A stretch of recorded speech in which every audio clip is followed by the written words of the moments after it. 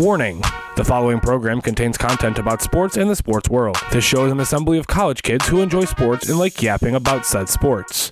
Claims and views described and promoted do not reflect those of Central Michigan University, the Central Michigan University Broadcast and Cinematic Arts Program, or Moore Hall Television. If you should have any comments, questions, or concerns, reach out to the show via email, cardguyshow@gmail.com.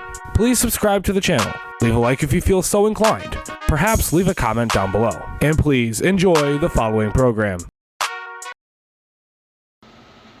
Hey folks, Editing Anthony here in the studio, cooking up a brand new episode for you all to enjoy. We ran into a little bit of problem with the audio when it goes into our editing software, so you're going to be hearing our camera audio captured with the video. It's not going to be as crisp, it'll be a little echoey, but we think it's still passable for our standards here on the YouTube channel. Please enjoy the following program. Viewer discretion is still advised. And if you know how to fix the problem, please put it in the comments. Enjoy the show.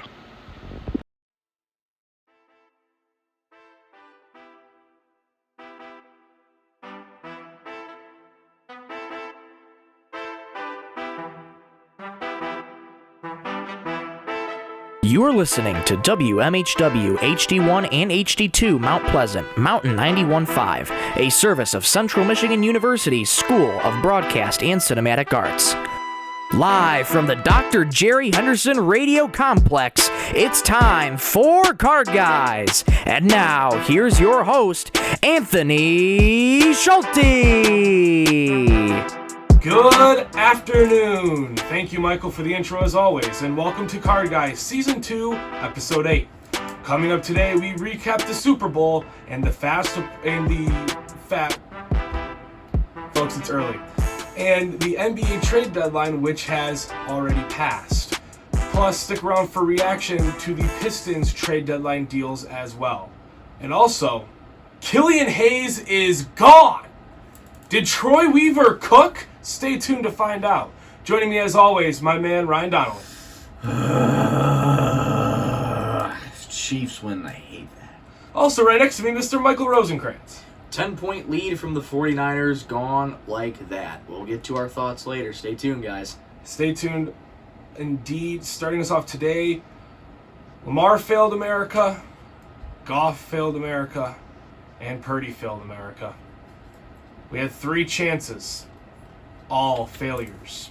The Chiefs have won the National Football League's championship game, most highly considered as the Super Bowl, where Patrick Mahomes led a game-winning drive in overtime to beat the 49ers 25-22. Now, that game went a little later than we wanted to. It's an early start. As you can see, me absolutely fumbling my intro like I'm Jahmyr Gibbs. I don't even really have a lot of words for this. We had a Taylor Swift counter. Mm-hmm. We did, folks. We did. And what did it end up being at? 17. Yeah. 17 times they showed her on the broadcast. That's ridiculous. And I said this on my social medias, and I'll say it here. I have no problem with Taylor Swift, right? She's one of the biggest pop stars in the world. We can't deny that. That's just what it is. However, I can be mad at the broadcasts and the broadcast companies. Not only are they using her for profit, no matter how you look at it, that's how it is.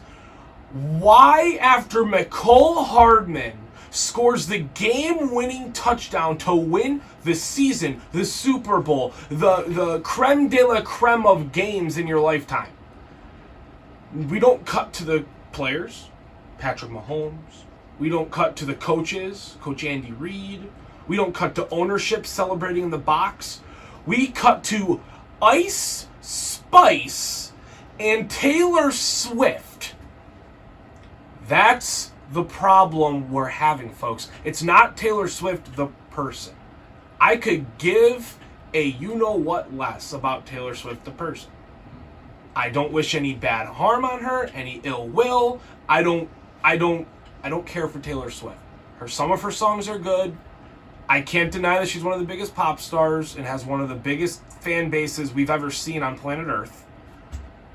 But I could be upset at the fact that we saw 17 times. Travis Kelce had a bad game to Travis Kelce standards. He did not do that great. He didn't score a touchdown.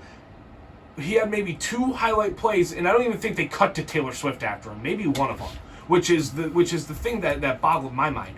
But the fact that she was shown so much when, if it's Travis Kelce making a play, scoring a tutty, I don't care. It makes sense. Show her. They're dating, right? I don't care. You know what? I don't care about that because at least you can put some connection to it. There is no relation to her and Nicole Hardman, at least that we know of. So, why are we cutting to her after he scores the game-winning touchdown? We had the same problem when, example, Isaiah Pacheco against the Ravens or the Bills. Why are we cutting to her after him scoring a touchdown? Travis wasn't even on the field. And we're cutting to her in the booth. Something I thought of is Russell Wilson and Sierra. How do you pronounce her name? Apologies if I botched it. Do they show her after every single play in a Broncos game? Nope. No. What about Tony Romo and his wife? Well, they did, but that was whenever Tony Romo made a play. Even when Travis Kelce, and that's, again, it's understandable. She's the biggest pop star in the world. She has a massive fan following. I understand if Travis Kelce scores a touchdown, she's celebrating her man. Cut to Taylor. It makes sense. Nicole Hardman scores the game-winning touchdown. The NFL season is over. All the players are celebrating. Let's cut to Taylor Swift and Ice Spice up at suite level. And our buddy Derek Steele made a great point. I think it was Derek that made this point. He was like, why not on Paramount Plus have a Swiftie stream where, and this would be a great move for Roger Goodell in the NFL, where you have the game, you have the commentators, but in the bottom right-hand or left-hand corner of the screen, it is a video feed of Taylor Swift watching the game. Or after every single play, they show her reaction. Right? Mm-hmm. Why not? It gives people an alternate route if they want to see Taylor Swift's reactions.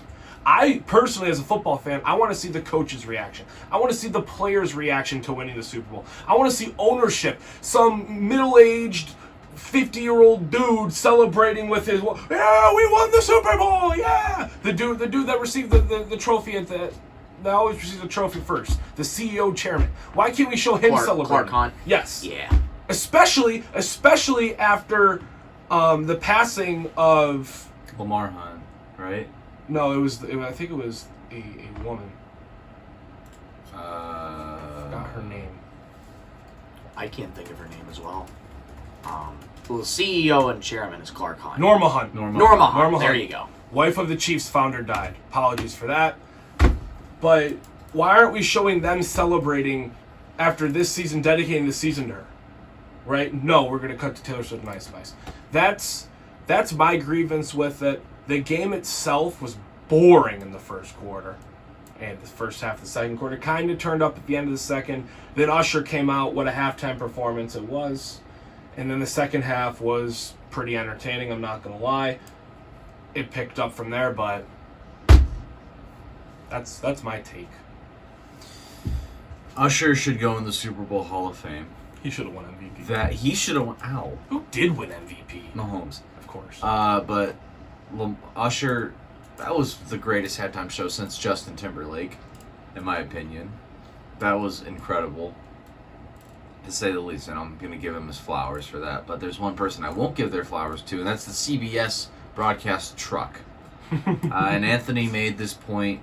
It's not on her, it's the broadcast companies. 17 times showing Taylor Swift is ridiculous. And I don't think that they showed her once when Travis Kelce made a catch.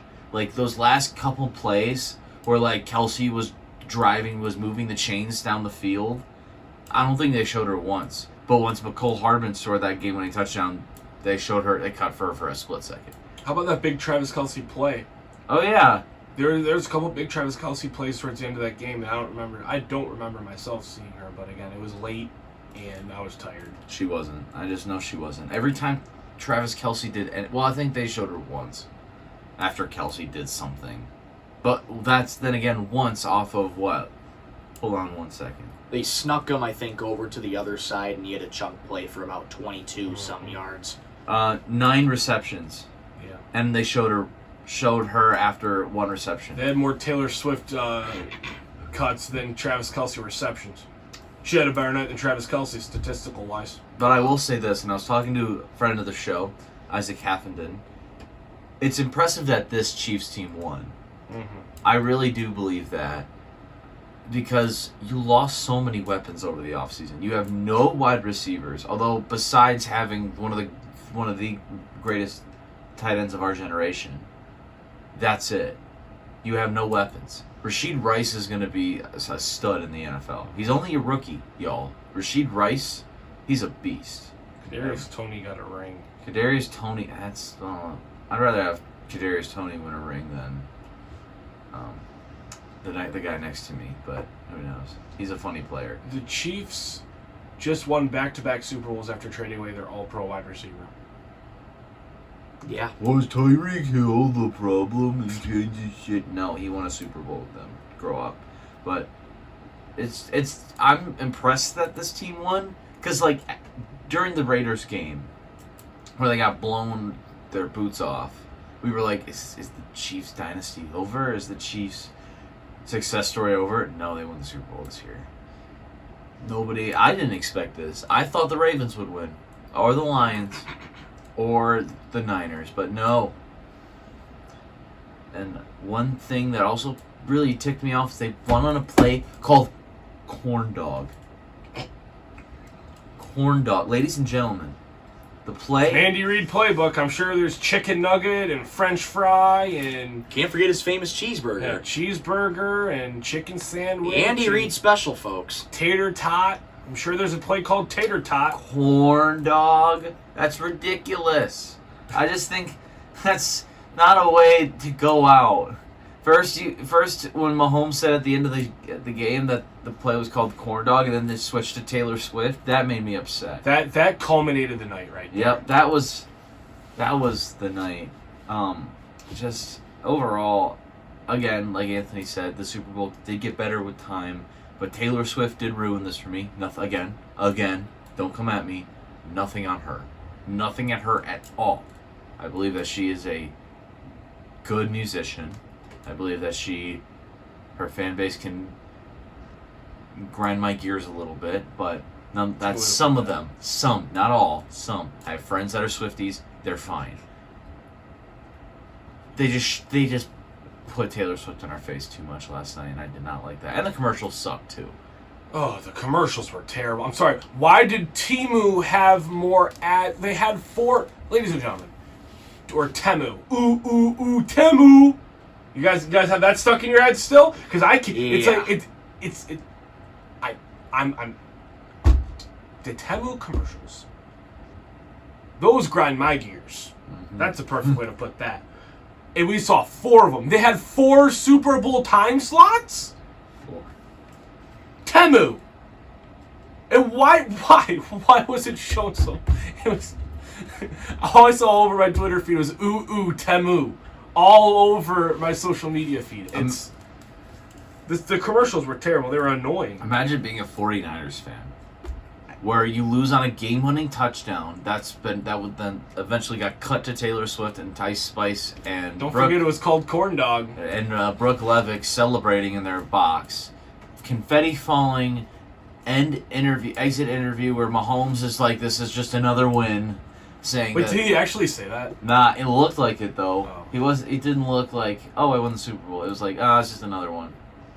And then where Patrick Mahomes said the play was called Corn Dog, and then they cut to break, and then all of a sudden that Temu commercial popped up. In my mind, although I'm not a Niners fan, I hate the Niners, I was just rooting for them to win. I don't want the Chiefs to win. I hate dynasties, except for the Patriots. I don't like the dynasties. I don't like repeat champions. I want a new champion every year, No matter what league it is. We like parody here, folks. I am a man of parody. Call me Weird Al Yankovic. And then all of a sudden the Temu commercial gets cut. Oh yeah, that's the first commercial that gets shown after all that. I was sulking. The TV got turned off. I was sulking in Anthony's room last night, and I was getting up to leave, and all of a sudden all you heard was ooh ooh ooh Temu, and I was like, oh, that's like a dagger. Mm-hmm. Anyways, last night was not good. Thank goodness I didn't have a rooting interest.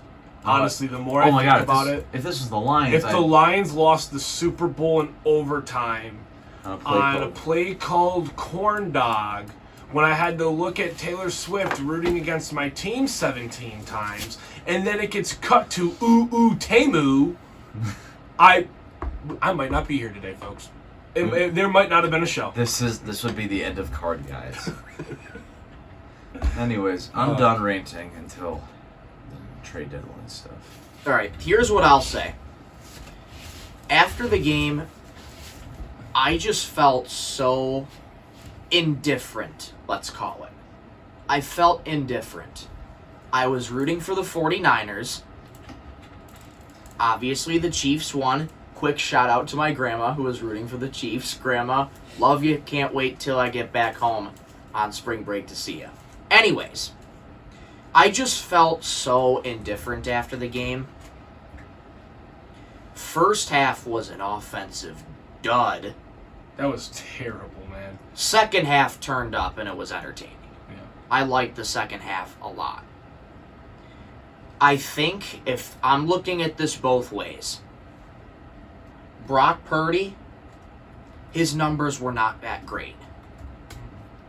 But they did show that he does have what it takes to win on the biggest stage.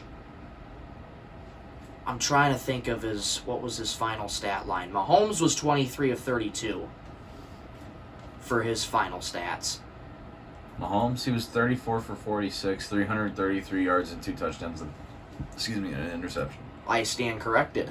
Thank you, Ryan. Mm-hmm. Purdy was 23 of 38 for 255 yards and a touchdown.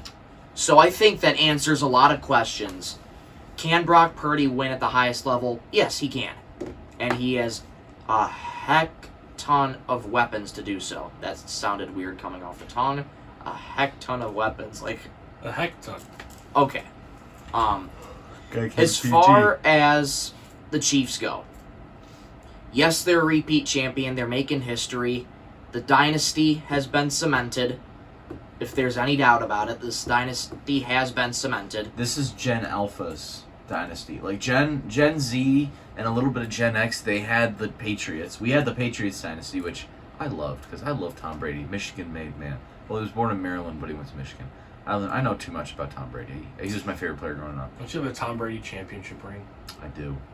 Tom Brady's my favorite football player of all time. And then this is Gen Alpha's like Patriots dynasty, Warriors dynasty. Yeah.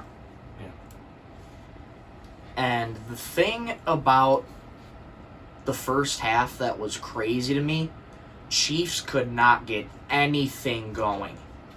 The 49ers defense, in the words of my good buddy Jamari at Buffalo Wild Wings, shout out Jamari, the 49ers defense was hungry.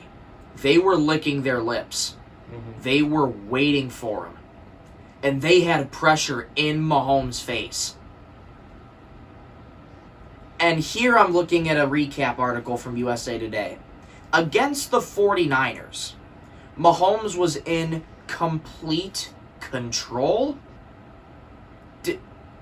Did they not see the first half? Is that thrown out of the equation now? Kind of, if you think about it. Because in overtime and at the end of that second half, he was.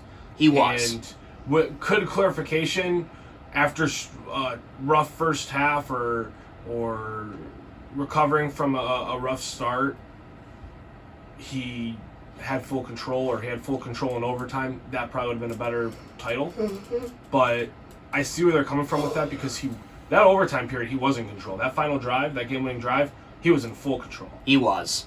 And he was. I see where they're coming from with that, because, I mean, he was. And here's another thing. Great second half adjustment by the Chiefs. Mahomes only ran the ball, I think, twice for 7 yards in the first half. He used his legs a lot more in the second half. And the QB run, it's just... the 49ers would have stopped that QB run on that 4th and 1, they would have won the Super Bowl. Mm-hmm. It's just crazy. And here's another thing. Travis Kelce. You are a 34-year-old man-child. You're up on the stage trying to scream your heart out to Elvis's Viva Las Vegas. Not to mention you inadvertently bumping into Andy Reid after a fumble saying, "Keep me in the game." What are you doing? Full-on childish display. If you're going to have one of the greatest tight ends in the game inadvertently bump into his coach and scream at him to keep him in, I got to tell you, if I was Andy Reid, I would have benched him on the spot. I'm the same way. If I was would coaching have that benched team, him on the spot. Look at what Watson and Gray were doing. Kelsey's backups. They were making plays. in my opinion, they outperformed him. Gray, came out towards the end of the game. In overtime, Gray was, playing really well. So that really begs the question. Can you win without Travis Kelce? Yes. I think you can. Watson and Gray were doing just fine. But nope, you can't win without Travis Kelce. And now he says, "I'm seeing y'all next year." Great. When I saw that, I'm sorry. And I'm sorry for getting frustrated No, here, you're guys. good. But That's this that was just absolutely ridiculous. Hey, I agree, and I don't like Travis Kelce in the slightest. I'm not his fan. I don't like him. Right? A lot of people don't like certain players. I don't like Travis Kelce. When I saw that he did that, and he tried to say, "I was telling him I love him." It doesn't look like that's what you were saying. No, you weren't. Looks like you can explode and get pretty angry pretty quick at little things, which is not good. And just that whole Chiefs team is just a bunch of crybabies. That's another reason why I don't like that. Mahomes all year, when Kadarius Toney was obviously offsides, when he was obviously offsides, which costed them the game, he cried about it. He was like, I need you guys to take a look at the play. No, he was obviously offsides. Stop crying about it. You are a crybaby man-child. I watched your quarterback's documentary. You act like a 12-year-old boy. Patrick Mahomes he's a 5-year-old in is Walmart. a 5-year-old kid with his iPad at an Olive Garden with his fettuccine Alfredo. Mom, I want more bread. And Travis Kelce yesterday yelling at Reed saying, "I loved him." No, you didn't. You were horrible last night. Well, he was okay, but you were horrible at the time when you were yelling at. You tell Mom if you want more playing time. You don't scream at your coach who took you to 2 Super Bowls. Sorry, 4 Super Bowls. It's 8:22 in the morning, folks. I'm tired. What if Sam Laporta goes up to Dan Campbell's like, "Hey, I don't like you. Play me more." He would have been cut. Amon-Ra St. Brown. Notification the next day. Sam Laporta waived by Lions. Tim Twentyman reporting.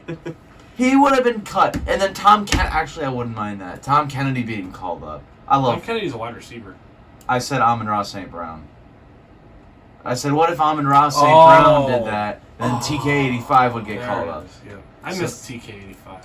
What if every other player in a regular season game or in a very big playoff game goes up to their coach? I don't care if you're Patrick Mahomes, I don't care if you're Lamar Jackson, or I don't care if you're Kadarius Toney or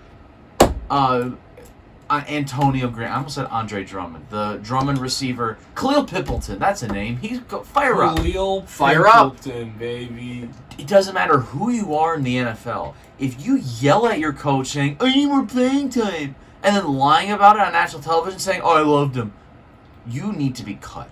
I don't care who you are. That is immature, crybaby behavior. That's LeBron James. That's Patrick Mahomes. Every great player is a crybaby, except for Kobe Bryant, Michael Jordan, Dale Earnhardt Jr., and Roman Reigns. But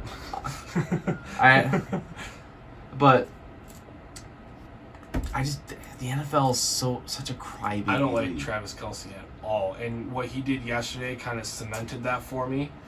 And his antics when they were celebrating the win, and he was just screaming into the mic. And look, I understand it. He's hyped up and stuff and all that, but it comes to, dude, it was a little too much. It was a little too much. And I was watching, I was like, who is this guy, man? Mahomes, he did it professionally. The chairman, CEO, he did it professionally, right? You're professional in that, and then you celebrate like that in the locker room if you want to. You know what? Mm-hmm. That's when all the videos come out from the locker room, and you know, that's fun. You are on the stage in front of everybody, talking to America, talking to NFL fans, and you're screaming like that, the Elvis song, and of course, Jim Nantz had to be like, what do you have to fight for the right for? And then he looked at him, he was like, you're right. I'm just like, oh my goodness, here we go again. Like, I got a migraine after that. I had to take a couple of Advils because of that. Wow. Mainly because my TV was also loud. One more thing I will say about this, and then we'll move on. I feel for Kyle Shanahan and the 49ers. Yes. To have your team on the doorstep twice in the Kyle Shanahan era, to go out like that. I mean, the first year in 2019, you got your doors blown out by KC. But to go out like this in overtime for only the second time in Super Bowl history, it's tough. Christian McCaffrey, when everybody else was tired, all the guys were tired by overtime. He was still running hard. You could tell how badly Christian McCaffrey wanted it and those guys wanted it. Oh, yeah. There were too many injuries to the 49ers. Most of them were non-contact, which is absolutely insane to say. Greenlaw running out to try and celebrate with his defense after the fumble. Non-contact injury. Mm-hmm. He was out for the rest of the game with an Achilles injury. Debo going off of a route, pulled his hamstring, but he was able to come back in. And then there was another player that got injured. I can't remember his name. But anyways, I do feel for Kyle Shanahan and the 49ers. They had a heck of a season. Certainly not the way they wanted it to end. But this team still has promise in the future. Expect them to be contenders once again. And here's one more thing I will say. To the Lion fans who posted on social media that we beat Patrick Mahomes in week 1, 21-20. I'm sorry, but I don't want to hear it. Really? Wow. I don't want to hear it. I feel like at this point, aren't we just getting a little bit ahead of ourselves? Like, oh, the Lions won the Super Bowl because we beat Mahomes. As far as I'm concerned, you blew a 17-point lead to the 49ers, gave up 27 unanswered. And you would have beaten this Chiefs team if they played the way they played that whole game. They would have. I'm trying to see it both ways, but in the heat of the moment, I'm just like, I'm sorry, I don't want to hear it. That's fair. That's fair. You gave up 27 unanswered to the 49ers. Forward down the field. Okay, I'll stop. Backwards down the field. I was one of those people that posted on the story. Lions won the Super Bowl. Not to call you out, Ryan. No, you're good. Not to call you out at all. But I just wanted to make myself feel better. I understand. It's how some fans coped. I understand. As a Lions fan, I'm upset, and as a football field, I am upset. Football field? But you're a football field? I said fan. Turf or natural? No, you said turf or natural? As a football Are you fan, I'm AstroTurf or are you au natural?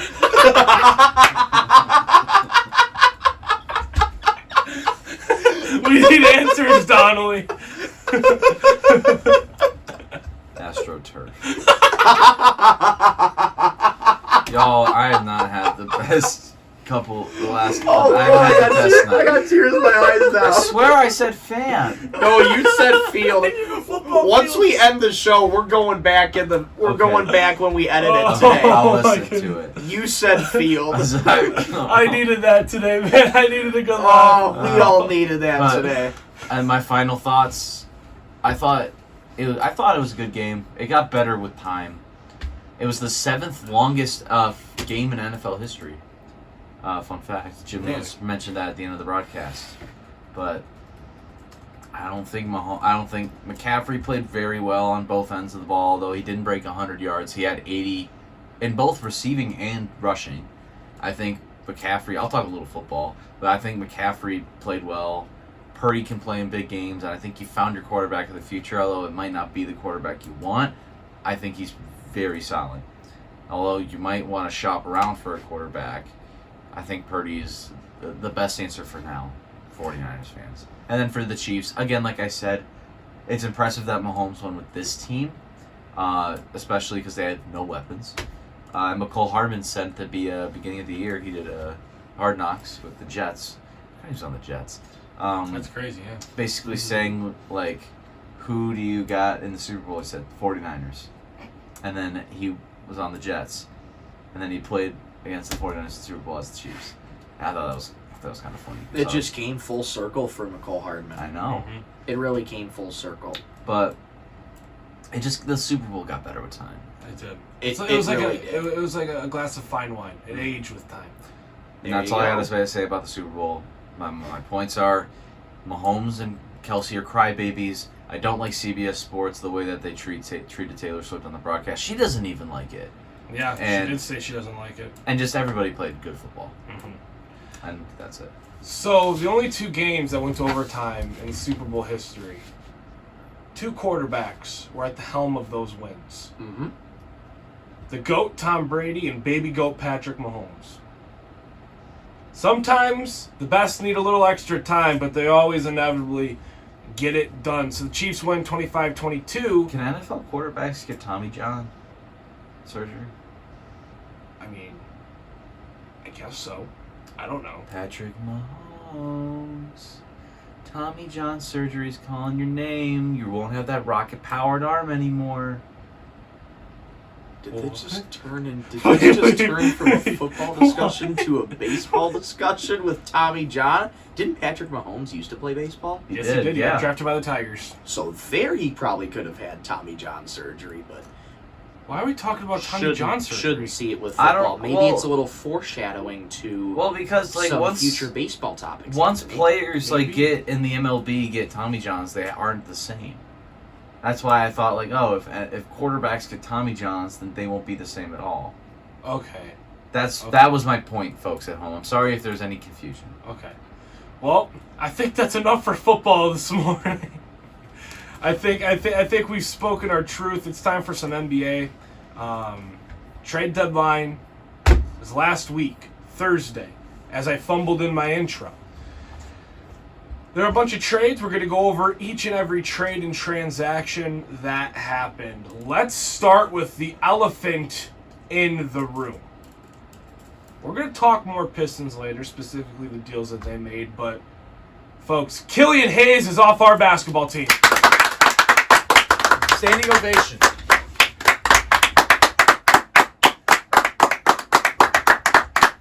Yes. Killian Hayes, no more.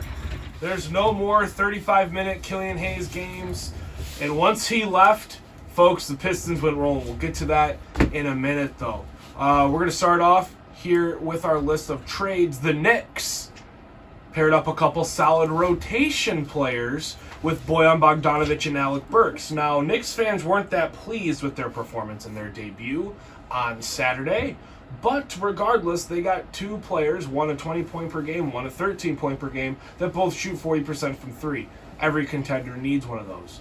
The Pistons got in exchange Evan Fournier, do not Google his last name, Malachi Flynn, Quentin Grimes, Ryan Arcidiacono, and 2 second-round picks that are middle schoolers and early high schoolers right now. The Sixers trade for one of the NBA's best three-point shooters. That would be Buddy Hield with the Pacers. And the Pacers acquired Dougie McBuckets, Doug McDermott, and Furkan Korkmaz finally gets his wish, and he's traded from a contender. He's been begging for an entire presidential term to be traded from a contender, and he finally has. He will never win a ring unless he gets lucky. Also, 2 second-round picks in cash were acquired by the Pacers in that trade. The Spurs acquire Marcus Morris from the Clippers for 2 second-round picks in cash. Marcus Morris got waived, though, by the Spurs. The Raptors and Jazz were in agreement with Kelly Olynyk and Ochai Agbaji going to the Raptors for Otto Porter and Kira Lewis, and that's 2 picks. One is a second and one is a first. Kelly Olynyk, the Canuck, going back to Canada, making a little homecoming. He's happy to be there. The Mavericks trade Grant Williams and Seth Curry to the Hornets for PJ Washington. A very solid trade. They help some front court depth over there in Dallas, where they have Luka Doncic and Kyrie Irving at the helm of things. And then they make another deal with the Wizards for Daniel Gafford, who was just impressive in his debut. They trade the Mavericks trade Rashawn Holmes and picks. The Thunder trade for a veteran, Gordon Hayward, with the Hornets for Davis Bertans, Vasilije Micic, and Trey Mann, and also picks as well, draft considerations. The Suns pick up Royce O'Neal and David Roddy, 2 very good acquisitions for Keita Bates-Diop and Jordan Goodwin, and lots of picks. The Grizzlies also, in this deal, acquired Yuta Watanabe and Chimize Metu. In that deal, it's a 3-team trade. The Timber Puppies, Minnesota Timberwolves, aim to solidify their... What? Okay, Timber Puppies we're calling them now. I've always called them the Timber Puppies ever since I went to a Pistons game and they beat us. Interesting. I always call them the Timber Puppies. But they acquire Monte Morris for Shake Milton, Troy Brown, and a second-round pick. So we'll talk about that when we talk about the Pistons. The Nets trade Spencer Dinwiddie to the Raptors for Dennis Schroeder and Thaddeus Young. However, the Raptors then waive Spencer Dinwiddie. He catches a Lakers game with Rob Pelinka, and all of a sudden they're in agreement on a $1.5 million deal. So Spencer Dinwiddie is now a part of that Lakers dumpster fire that we call an organization. The Bucks and the Sixers, first announced by Patrick Beverley's podcast himself. Bucks acquire Pat Bev. The Bev's a buck. The Bev's a buck. The Bev's a buck. The Bev's a buck. Nice little alliteration there. It's a you know when you get that Arizona from the gas station, the Bev's a buck. Bev's a buck. Now Bev is $2. Now Bev is $2. Sixers acquire Cameron Payne in that deal along with a second-round pick. The Celtics acquire Xavier Tillman, which is one of the most underrated moves of the trade deadline, for Lamar Stevens and draft considerations. And they also acquired Jaden Springer for more draft considerations, so adding some depth. The Pistons land an Italian brother, Simone Fontecchio. There it is right there. Dog. And the Jazz acquire Kevin Knox, draft considerations, and the draft rights to Gabriel Procida. The Sixers trade us Daniel House, who we then waived, so Daniel House will be taking his talents wherever he wants once he clears waivers. Corey Joseph goes to the Pacers. The Kings acquire Robin Lopez in cash. And the Trailblazers trade for Delano Banton. Those are all the trades at the deadline. You missed about the pros pro. Corey Joseph. I said Corey Joseph. You did? Yeah. That was one of the last ones I said. Oh. The pros pro. Corey Joseph. Dog. Not that much anymore, but in his prime with the Spurs, dog. A very underwhelming trade deadline. The NBA saw their big trades come way before the trade deadline. James Harden earlier in the year, OG Anunoby earlier in the year, and Pascal Siakam earlier in the year. You had those 3 trades in here, and it's a pretty fun deadline. But of course, those happened at earlier times compared to the deadline. The biggest trade of the trade deadline was probably Boyan and Burks for Grimes, Flynn, and Fournier. I want to know what your guys' favorite trades are for whatever team, and what you think will be the most impactful, because the trade deadline is about either teams selling and preparing or garnering assets for a playoff run. I really like what the Mavericks have done. Mm. You got PJ Washington, solid role player, dog. I genuinely believe he's been a very quiet and a very underrated player. Mm. I believe when he was on the Hornets, he averages 12 and 2, 34% field goal percentage, very good. And putting him next to Luka, I think will be very nice. And then Daniel Gafford. The Mavericks got a center that's not named Dwight Powell. Or Derek Lively. Lively is good. I think now that you acquired Gafford, I think it's time to move on from Dwight Powell. I think it's time to let him walk in free agency. Shout out No Context NBA on Instagram. He's a big Mavericks guy, and he does not like Dwight Powell for good reason too. He's not even good. The Mavericks lack big men. They got their guy in the draft in Derek Lively, and then they got Gafford in the trade deadline. Gafford, let me look up his statistic for the Mavericks game, because I feel like it's at the top. It's at the tippy top of my head. Yeah, he had a pretty good game against the Mavericks. Really impressed. He had 19 points, 9 rebounds, and 1 block. Mm-hmm. On 83% free throw percentage and on 63% field goal percentage. Very good. Very solid debut for Gafford. Yes. Another trade that I really liked. We'll talk Pistons. I am also in love with what the Pistons have done. We got change, and we got the change. Gordon Hayward to the Thunder. I love it. Josh Giddey has not been living up to your expectations. There's maybe 16 games that I could think of that Josh Giddey performed well. I say 15 games. 15? Who knows? But the Trey Mann experiment in Oklahoma City is over. The Bertans, a very solid 3-and-D player, although he hasn't been the same since he was in Washington. His head is too big for his body. I'll give him that. And Gordon Hayward, still very old and very past his prime, but still solid. 14 points a game. Yeah. I mean, he gives you something. But he was rotting in Charlotte. Now put him in a system where they need a vet bad, and their vet was Bertans. You add a guy like Hayward, who's had playoff experience, who's been to an all-star game, who's just played all around really well his whole career, with guys like Shea, Jalen Williams, Chet Holmgren, Cason Wallace. You put him next to those guys, and he'll flourish. Although he'll average less points, I think he'll do very good in the system. I'm going to disagree with you. Really? I don't like what the Thunder did. Why not? And here's why. You look at the Thunder's depth chart and who they run out there for starters. You needed to go get a Daniel Gafford. You needed to go get a PJ Washington. They got the wrong player from Charlotte. I think they needed PJ Washington. They need somebody to go next to Chet. I think Chet might be better at the power forward. We'd have to see it, but your power forward is the 6'5" Jalen Williams. 6'6" on a good day. You needed bigs. You need big help. You need help in that front court. And you got a aging, injury-prone scorer on the wing. You didn't get what you needed.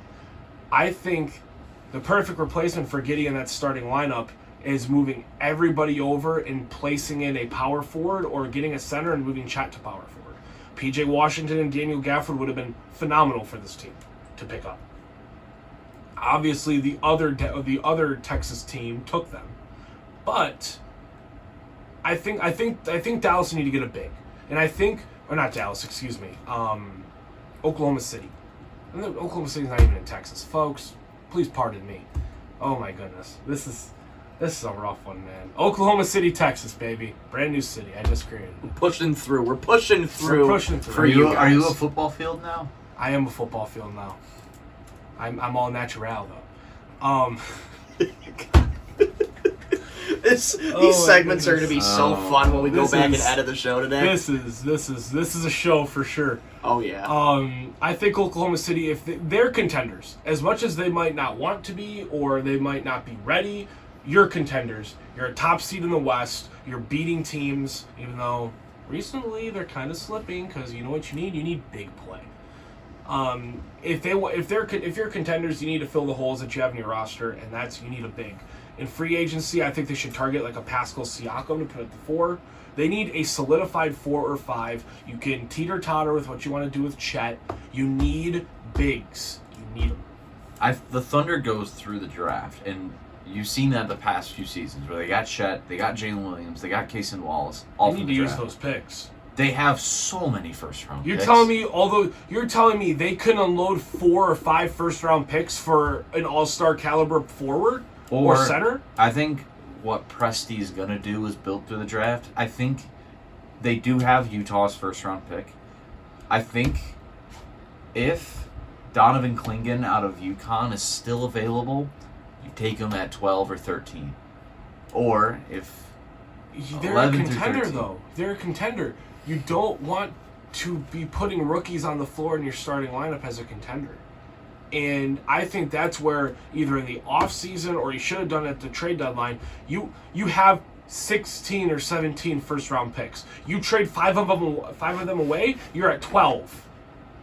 You can trade 5 or 6 first-round picks and make a monster deal, and you still have over 10 first-round picks in your arsenal. You can make 2 trades like that. I don't think they should, but I think they need to use these assets because you use these picks, right? Say they use all the picks for these young guys. You're not going to be able to keep them all. There's not enough room on the roster. So it just makes sense to trade them. If you want to strategically trade them, you're going to do it in the offseason, fair enough, but they need forward help. They really do. They really do. All right, so that's the trade deadline. We're going to talk some Pistons now. The Pistons had a heck of a deadline. Simone Fontecchio, 20 points, 9 rebounds in his debut. Dog. Shake Milton. Dog. On the floor making hustle plays. Dog. Troy Brown Troy Jr. Brown Jr. Making a 3 straight up. Indeed. In his first shot ever. The highest 3 I've ever seen in my life. Dog. Killian Hayes. Puppy. Newborn. Kitty cat. Killian Hayes is off my basketball team, ladies and gentlemen. Another standing O. I'm not standing, I'm tired. But I'll clap. I'm tired, but I'm still going to stood. stand because Killian Hayes is gone. Folks, I can't stop smiling whenever I think about it. Killian Hayes is off my team. It's a beautiful sight. Wow. It was a beautiful morning when I wake up on Friday after the trade deadline. I'm like, Killian Hayes is gone. Now look, nothing against him as a person. He's a nice person, nice guy. Not a good basketball player though. And he was a big problem because, and I also think Boyan and Burks were a big problem too because right after the trade deadline, in the midst of the trade deadline, which is unheard of, in the midst of the trade deadline, you see the Pistons go on a 2-game winning streak. We beat the Sacramento Kings, the 5th seed Sacramento Kings on the road, and then the next night, on a Wednesday, Thursday of the Thursday trade deadline, on that Thursday night, you go into Portland, you're down by 23, but you come back and win in overtime. This team couldn't put together a win to save their lives while fully healthy. You get rid of Burks and Boyan and Killian, and you go on a 2-game winning streak in the midst of your team changing and not having players. And this shows me one thing about the Detroit Pistons. Cade Cunningham, Jaden Ivey, Jalen Duren. Cade, Supermax. Dog. Jaden Ivey. Dog. Next season, you give him the rookie max. Jalen Duren. Dog. You give him the supermax. Don't spend all your money in free agency. Save your money for these guys. Because this team is working when you have fluid, cheaper 3-and-D wings that are veterans on this team. Now, Fontecchio, he's 29. I consider him a veteran. Even though he's a second-year NBA player, he played a lot overseas. I consider him a basketball veteran. You put veteran 3-and-D wings on this team around Cade, Ivey, and Duren, and magical things happen on the basketball court. You don't need to spend a lot of money on your wings. You need to spend a lot of money on those 3 homegrown stars, and you have to have fluid, bring them in, bring them out, 3-and-D wings on this team, and this team will be successful. We've seen it. It's been proven. The way we played against the Clippers, we may have lost, as you see in your bottom score ticker. We may have lost, but we played very well through 3.5 quarters. At the end of that game, look, the free throw disparity, as a young team that has like 7 new faces in the locker room, when you only have 7 free throws compared to 25 for Los Angeles, you're not going to win the game against 4 Hall of Famers. You almost did, which is commendable. We should have won that game. But obviously, Cade Cunningham drives to the basket. He gets slapped in the face. He gets thrown to the ground. He gets pushed. He gets shoved. His shot trajectory is always going other ways than what he's intending because he's getting fouled. Almost all of his missed attempts are fouls that are not called. But I digress. Pistons had a good deadline. Fontecchio is great. We're going to see Grimes debut tomorrow night against the Los Angeles Lakers. Against the Lakers. That'll Last be another night tough it was matchup, West Coast trip. Oh yeah, it was 12 a.m. and I saw tomorrow, and I was still in the mood that it was Sunday. So I keep thinking we play tonight. We don't. We play tomorrow at the Staples Center. I fail to call it its new name, Crypto.com Arena. It's Staples Center. And then we have a back-to-back. We go to Phoenix to play Matt Ishbia's Suns, and then it's All-Star break.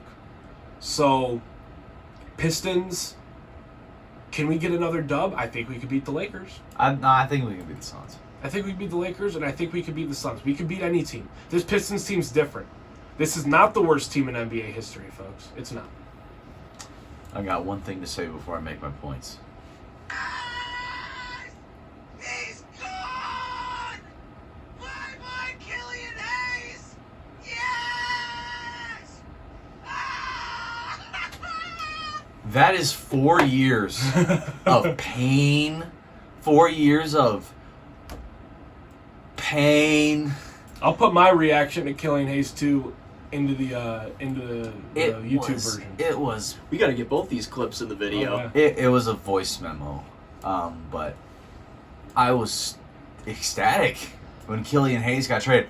That was the same reaction I gave when Jim Bob Cooter got fired, when Matt Patricia and Bob Quinn got fired, when I was too young to say Mo Cheeks, but when Mo Cheeks. I don't know, when I was.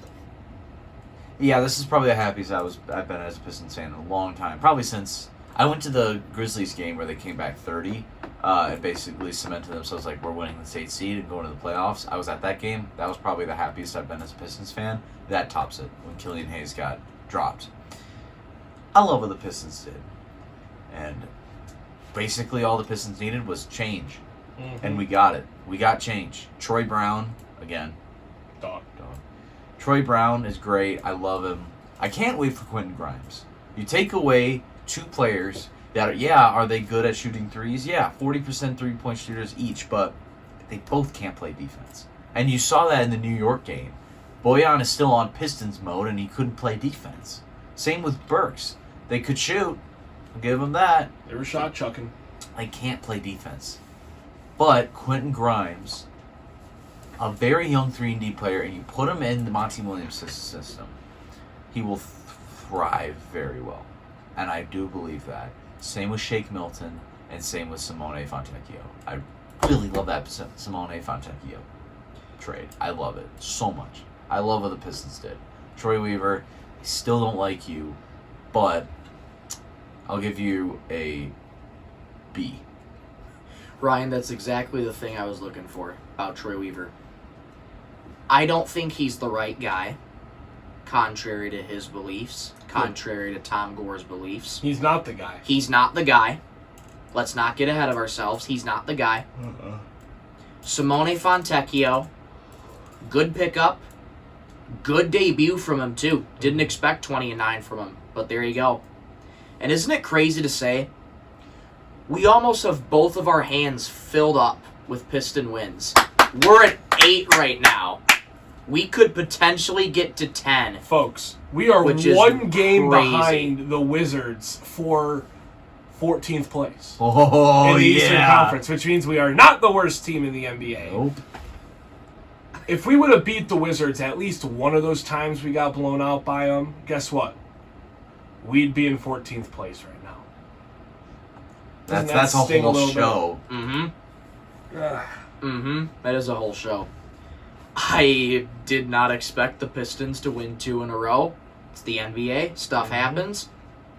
But it's just, hey, back-to-back days of free wings at Wingstop. Who's going to complain? 10 free wings in the span of 24 hours. There you go.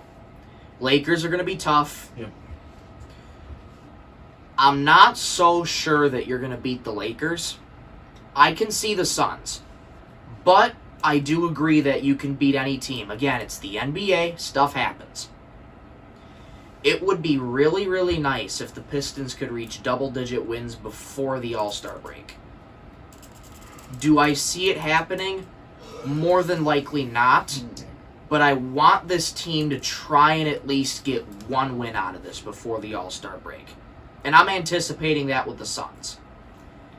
And as far as trades go, the Bojan and Burks deal, to get second-round picks When you don't keep for your first round pick, for Bojan and Burks, that was That's a little bit of a ridiculous. robbery. I don't want to interrupt you, but just for context, our first round pick, it's not ours until it converts. So in the Isaiah Stewart trade, to get Isaiah Stewart 2020 draft night, we trade away our first round pick to the Knicks.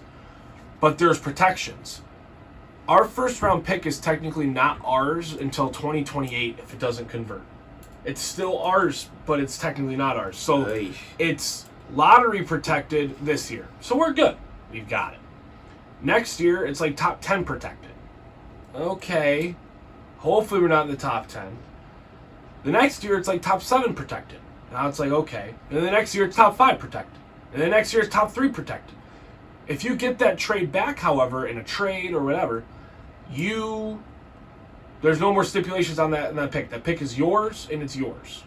You get all those picks back into your arsenal. We can't trade any of those first-round picks because they're locked up by New York's protection.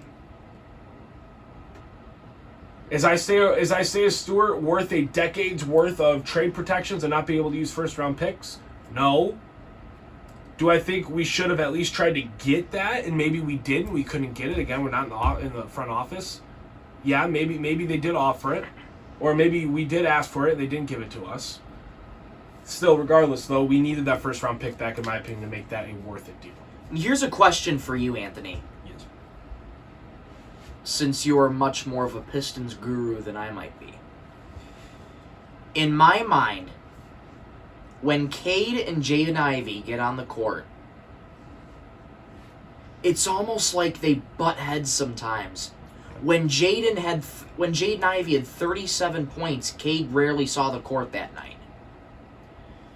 So in my mind, I don't think they can play together. They have Ivey had to 37, rotate. Cade was out. Okay, He was Cade out was with out. injury management. This is the thing about Ivy and Cade. We'll say this and then we'll wrap things up. Ivy and Cade work together like this. Ivy needs to be the main ball handler. Cade needs to play off ball, working the baseline. And then, once Ivy's playmaking and using his speed, you get it to Cade, and Cade can either work to get his mid-range shot, or, as we saw with Cade, he can dish out 10 assists if he needs to from that off-ball spot. I think it also just depends on the game, because on Saturday, I would have much rather seen Cade Cunningham what he did, which was take the ball up the court and control the game, playing how we want Jaden Ivey to play, basically. And he was passing the ball, he was controlling the game, and he was dishing out assists, he was slicing up the Clippers, he controlled the game. That's the Cade Cunningham we want to see controlling the ball. Sometimes it's not like that, though. Sometimes he's not doing that to defenses, and he's a little off. That's when Monty Williams needs to be like, okay, Cade, go off ball, run the baseline. Jaden Ivey, you bring the ball up. It's all a matter of situation and how the players are feeling and what's happening in the game. It's all situational. But a lot of fans are saying we want Jaden Ivey to run point and Cade to play an off-ball shooting guard type role and really perfect that three ball and really, keep going to that just pure mid-range shot. I could watch those shots all day. I think Cade Cunningham is more of an off-ball guy. And he can still get the 10 assists off ball, too. Yeah. He doesn't need to run the point. I think it's just a lot of moving around, like you said, and you said it perfectly. Cade Cunningham is more of an off-ball guy. He performs well when he's an off-ball guy. Yeah. And you saw those mid-ranges. He's water when it comes to those mid-ranges. Swap. I think Ivy should run the point, and I do believe that. And I still believe it. I said it on draft night. I said on draft night that Ivy needs to run the point because Cade is so good on the off ball that he doesn't need to take the ball up the court. And just the past couple weeks have proved my point. I didn't say that to Anthony, but I said that to myself on draft night. I just told my friends. I was watching the draft with my friends. I was like, Cade's an off ball guy. Ivy needs to run the point. Ivy, although he did play shooting guard at Purdue, I think he could definitely make the transition to point guard, and I think he'll do it very well. I think it just seems to be fluid, and the fluidity is key. All right, so the Pistons, they play 10:30 tomorrow night in Los Angeles against the Lakers, and then they head on the road for a back-to-back before All-Star to go to the Footprint Center in Phoenix. Sadly, though, that's all the time we have for today's show. Thank you for tuning in to Card Guys Season 2, Episode 8 on 91.5 The Mountain, YouTube, and wherever you get your podcasts. Tune in Wednesday when we talk about the Tigers. Pitchers and catchers are reporting on Wednesday. Oh, yeah. Plus, an NBA All-Star preview you don't want to miss. For my good buddies, Ryan Donnelly and Michael Rosenkranz, I'm Anthony Schulte saying, so long, everybody. Love you, Mom and Dad. Orange cars are not ugly.